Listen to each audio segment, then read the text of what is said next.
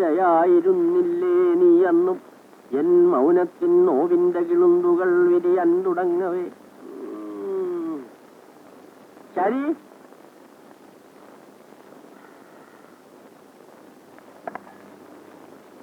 ശരി ശരി. എന്തിനാ വിളിച്ചത്? കിട്ടി. കിട്ടിയോ? എന്തോന്ന് കിട്ടി? ഞാൻ ഇന്നലെ പറഞ്ഞില്ലേ അവസാനത്തെ വരെ കിട്ടിയില്ലെന്ന്. അത് കിട്ടി. കേക്കണം. ദൂരയായിരുന്നില്ലേ നീ അന്നും എൻ മൗനത്തിൻ നോവിന്റെ കിളുന്നുകൾ വിരിയാൻ തുടങ്ങവേ നടപ്പന്തലിരിക്കവേ. എന്താ കൊള്ളാമോ? ഓ വളരെ നന്നായിരിക്കുന്നു. ഒന്ന് എണീറ്റ് വരാമോ? ഊണ് വിളമ്പി വെച്ചിരിക്കുന്നു. നന്ദിനി ഉണ്ടോ? അവക്കിന്ന് തിങ്കളാഴ്ചയല്ലേ? ഓ വന്നാട്ടെ. നടപ്പന്തലിരിക്കവേ. അല്ല ഞാൻ അറിയാൻ മേലെ ചോദിക്കുക, എന്തോ ഭാവം? ഇപ്പോഴത്തെ ഭാവമാണ് അറിയേണ്ടത്. അത്താഴം ഉണ്ടാകുന്ന ഭാവം. ഞാൻ അതല്ല ചോദിച്ചത്. അച്ഛൻ 24 മണിക്കൂർ നേരവും കവിത എഴുത്തും മോക്ക് 48 മണിക്കൂർ നേരവും പുസ്തക വായന ആയാൽ എന്താ സ്ഥിതി? എന്താ സ്ഥിതി എന്ന് നീ തന്നെ തീരുമാനിച്ചാൽ മതി. ആ സാമ്പാർ കുറച്ചും കൂടി കൊണ്ടെടുക്കും. ആ പപ്പടോ? അല്ല അവക്ക് വയസ്സ് എത്രയെന്നറിയാമോ? അത് എന്നെക്കാ കൂടുതൽ അറിയാവുന്നത് നിനക്കല്ലേ? 18 കഴിഞ്ഞു. ഇനിയെങ്കിലും എന്തെങ്കിലും തീരുമാനിക്കണ്ടേ? എന്ത് തീരുമാനിക്കാൻ? അവക്ക് വയസ്സ് 18 ആയുള്ളൂ. അവൾ വല്ല 4 അക്ഷരം കൂടുതൽ പഠിച്ചുകൊണ്ട് വല്ല തകരാറുണ്ടോ? പഠിപ്പിച്ച് കളക്ടറാക്കാനാണോ ഭാവം? അവക്ക് ആയാലെന്താടി? ഇപ്പൊ പെണ്ണുങ്ങൾക്ക് എന്താ ആവാൻ പാടില്ലാത്തത്? അച്ഛന്റെ ഈ വാത്സല്യം കാരണമേ മോക്ക് അരി വാർക്കാൻ പോലും അറിയില്ല. ഒരുത്തന്റെ കൂടെ പോർക്കാൻ പോകുമ്പോ അറിയും. അവക്ക് അരി വാർക്കാൻ അറിയാൻ മേലെങ്കിലേ അരി വാർക്കാൻ അറിയാവുന്ന 1000 വേലക്കാരെ കിട്ടും കാശ് കൊടുത്താൽ. നീ വെറുതെ എന്റെ മോളെ അങ്ങ് അപകീർത്തിപ്പെടുത്താതെ എന്റെ ശാരി.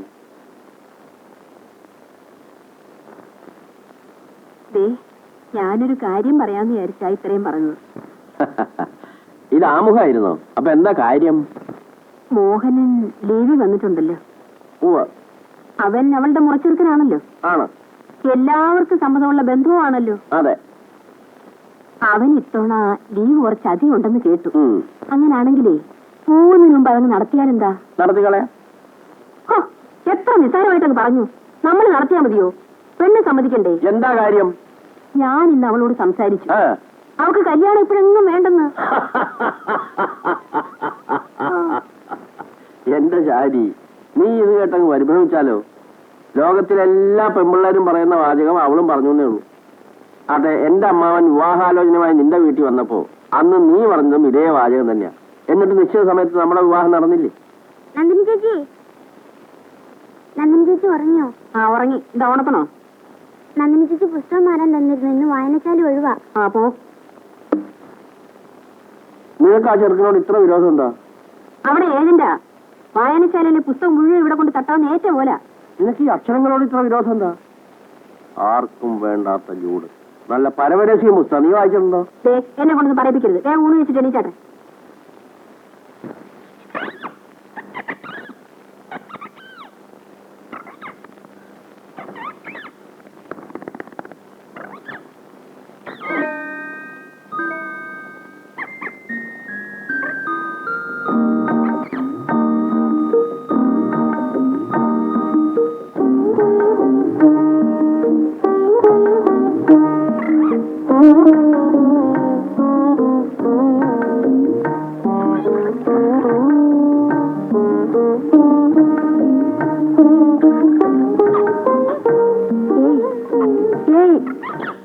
ഇന്നലെ രാത്രി നിനക്ക് ചോറ് കിട്ടില്ലേ കിങ്ങിണി?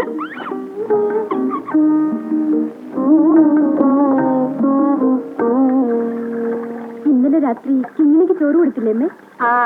ഞാൻ മറന്നുപോയി. തത്തയ്ക്ക് ഒരു നേരം ആഹാരം കൊടുത്തില്ലെന്ന് വെച്ച് ചത്തുപോത്തൊന്നുമില്ല.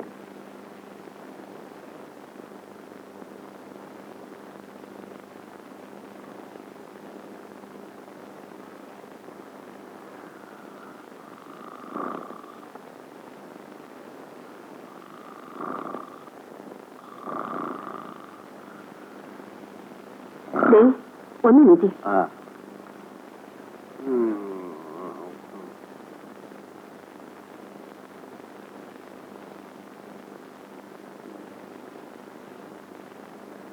ഒരു കാര്യമില്ലെങ്കിലും പാതിരി അവനെ ഉറക്കുകയും പിന്നെ എങ്ങനെ ആരോഗ്യം കാണുന്നു? വെറുതെ അല്ല, ഇന്നലെ എഴുതി 4 വരി കൂടി കേൾക്കണോ? നേരം വിളിച്ചില്ല.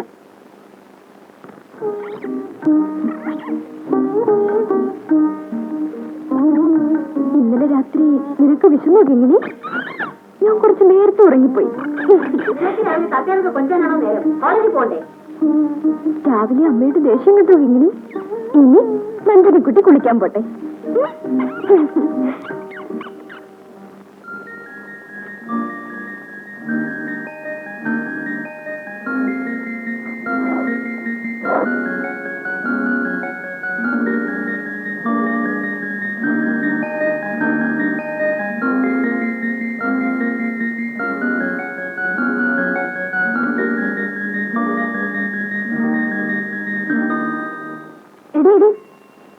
നീ ഇങ്ങനെന്താ വീട്ടിൽ വരാഞ്ഞത്?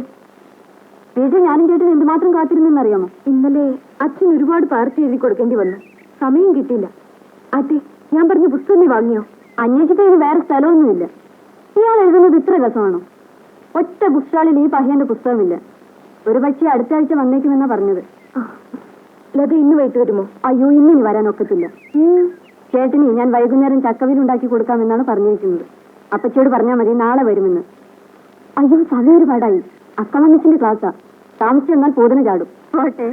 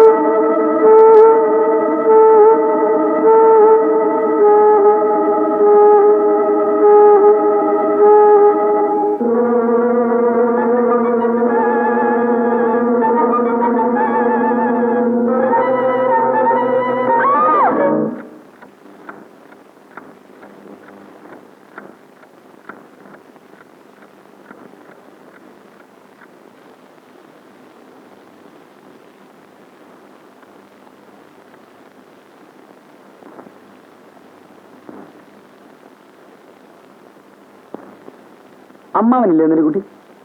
ഇല്ല. അമ്മായിയോ? അവർ രണ്ടുപേരും കൂടെ വൈക്കത്തൊരു കല്യാണത്തിന് പോയിരിക്കുക. നന്ദിനിക്കുട്ടി എന്താ എന്നോട് ഇരിക്കാൻ പറയാത്തത്?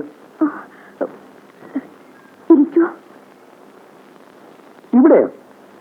ശരി.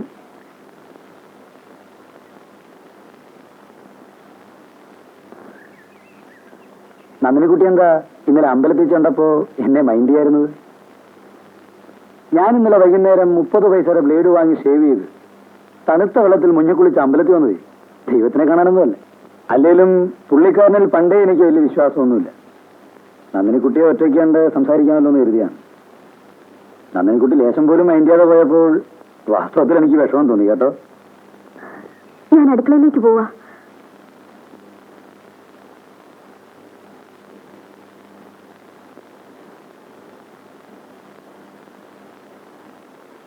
എന്തൊക്കെയാണ് നന്ദിനിക്കുട്ടി കറികൾ? എനിക്കറിയില്ല, അമ്മയെ വെച്ചത്. ശരി, ഞാനൊന്ന് നോക്കട്ടെ.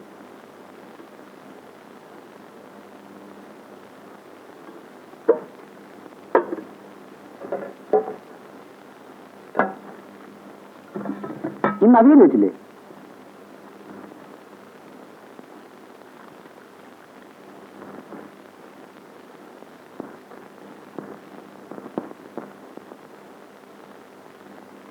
നന്ദിനിക്കുട്ടി ഇപ്പോഴും എന്നെ തീരെ മൈൻഡ് ചെയ്യുന്നില്ല.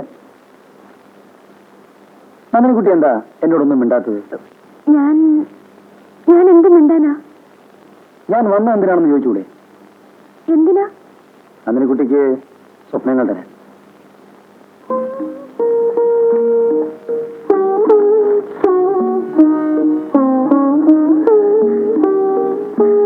ഇതെവിടുന്ന് കിട്ടി? പുസ്തകക്കടയിൽ നിന്ന്. ഇതിന്റെ വില ഞാൻ തരാം. വിലയേക്കാൾ 10 പൈസയെങ്കിലും കൂട്ടിത്തരണം, എങ്കിലല്ലേ ലാഭമുള്ളൂ. നന്ദിനിക്കുട്ടിക്ക് ഈ പുസ്തകം ആവശ്യമുണ്ടെന്നറിയും, അതുകൊണ്ട് വാങ്ങി. നന്ദിനിക്കുട്ടിക്ക് എന്താവശ്യമുണ്ടോ അതെല്ലാം നേടിത്തരിക എന്നുള്ളതാണ് എന്റെ ഏറ്റവും വലിയ സന്തോഷം. ഇതെന്നല്ല എന്ത്. നന്ദിനിക്കുട്ടി, അച്ഛൻ വന്നു. ആ താനെപ്പോ വന്നു? അമ്പലത്തിൽ വന്നതാ. അപ്പൊ കരുതി ഇങ്ങോട്ടൊന്ന് കേറാമെന്ന്. മോഹൻ ഇരിക്കും, ഞാൻ ഇപ്പൊ വരാം. ഞങ്ങള് ഒരു കല്യാണം കഴിഞ്ഞിട്ട് വരിക. നന്ദിനിക്കുട്ടി പറഞ്ഞു. ആ നന്ദിനിക്കുട്ടി,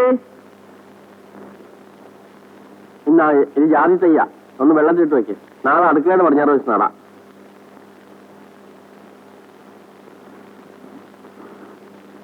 മോഹൻ ഇനി ഉണ്ടിട്ട് പോയാ പോരെ?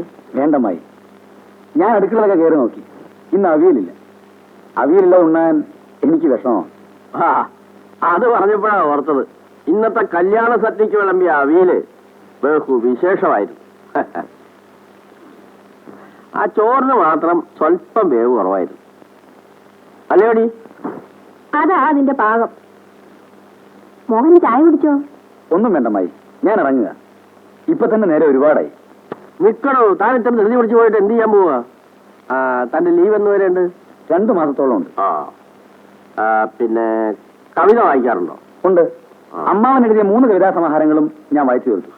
വലിയ വിലയാണ് അമ്മാവ ഇതെല്ലാം വാങ്ങിക്കാൻ. 4ാമതൊരെണ്ണം ഞാൻ എഴുതിക്കൊണ്ടിരിക്കുക. അതിൽ ഓർമ്മയുള്ളത് ചൊല്ലിക്കേൾപ്പിക്കാം.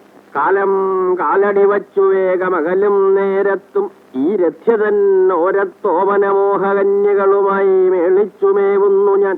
പതിവില്ലാതെ ലീവ് കൂടുതൽ എടുത്തുകൊണ്ടാണ് ഇത്തവണ ചേട്ടൻ വന്നിരിക്കുന്നത്. അതിന്റെ ഉദ്ദേശം എന്താണെന്ന് എനിക്കറിയാം. നീ എന്നോടെങ്കിലും സത്യം പറ.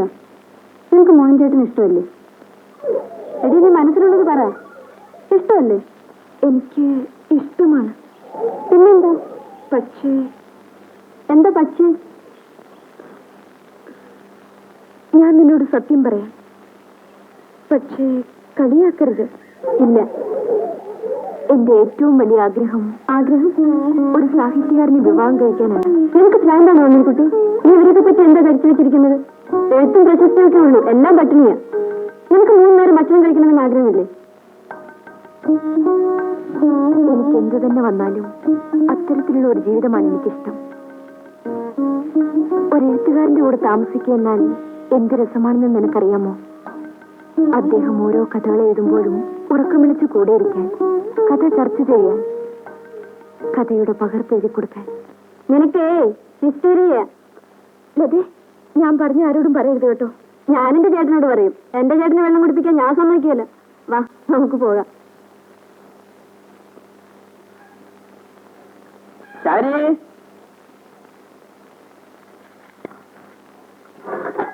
ശാരി, അല്ല, എന്തിനാ സാരി സാരി എന്ന് വിളിച്ചോണ്ടിരിക്കുന്നത്? അയ്യോ, നീ എന്നെ തല്ലാൻ പറ്റില്ലേ? എനിക്ക് നിന്നെ പെട്ടെന്നൊന്ന് കാണണമെന്ന് തോന്നി, അതുകൊണ്ട് വിളിച്ചതാ. അല്ല, എനിക്കറിയാം എന്തിനാ വിളിച്ചതെന്ന്. കവിത വലിയ കേൾപ്പിക്കാനല്ലേ? കവിതയും കേട്ടോണ്ട് ഇവിടെ ഇരുന്നാലേ അടുക്കളയിൽ ഒന്നും ആകുകയല്ലെന്ന് മാത്രം. ഒരു ചായ കിട്ടിയാ തിരക്കേട്ടില്ല.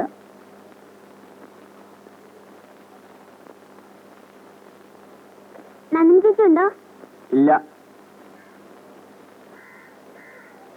കേറി വാ.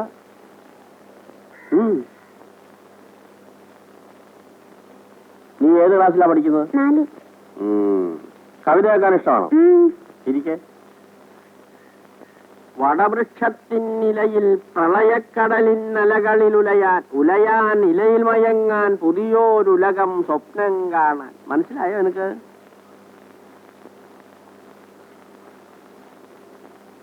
എന്തെന്നാണ് എനിക്ക് മനസ്സിലായത്?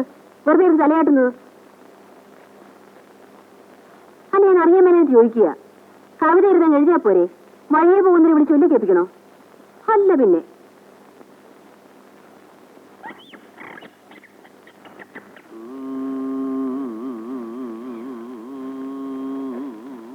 ബസ് ലേറ്റായിരുന്നു. നീ കിട്ടിയോ മോളെ?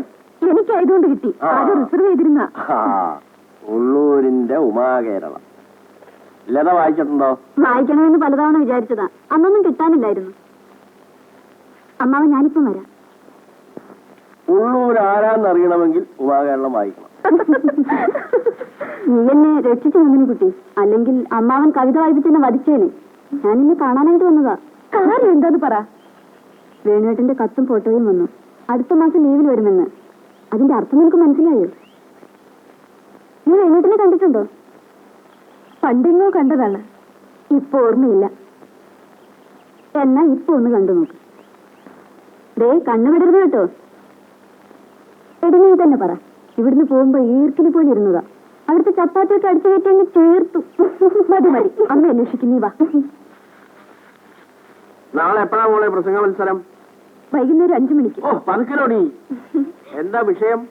രജനിയുടെ കൃതികളെ കുറിച്ച്. ആ നിനക്ക് പറ്റിയ വിഷയമാണല്ലോ. ചേരുന്നില്ലേ? എനിക്ക് പേടിയാ അച്ഛാ. സ്റ്റേജിൽ കയറുമ്പോ ഞാനൊന്ന് വിറയ്ക്കും. എന്തിനാടി വിറയ്ക്കുന്നേ? കുറെ ഭക്ഷണം ആമ്പിള്ളേരുണ്ട് കൂവാനായിട്ട്. അവര് കൂവിക്കോട്ടടി, അതൊരു വശത്ത് നടക്കും. നീ പ്രസംഗിക്കാനുള്ള പ്രസംഗിച്ച് നിന്റെ പാട്ടിനെ ഇറങ്ങി ഇങ്ങോട്ട് പോരണം.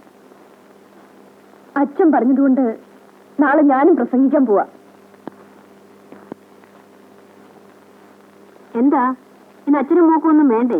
ശാരി, നീ വല്ലതും അറിഞ്ഞോ? നിന്റെ മോള് നാളെ കോളേജിൽ പ്രസംഗിക്കാൻ പോവാ. ഓ എന്നാ അച്ഛൻ തോളത്തെടുത്ത് വെച്ചോണ്ട് നടന്നാട്ടെ. എനിക്ക് പെമ്പിള്ളാര് പ്രസംഗിക്കുന്നതിലൊന്നും വലിയ മതിപ്പൊന്നുമില്ല. ഒന്ന് ഊണ് കഴിച്ചാട്ടെ.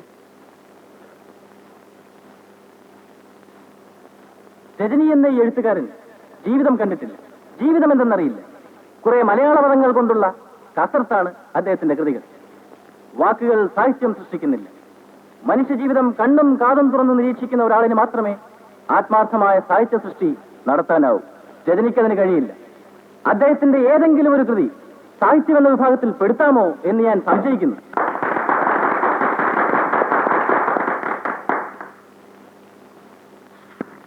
അടുത്തതായി നന്ദിനിക്കുട്ടി സെക്കൻഡ് BA.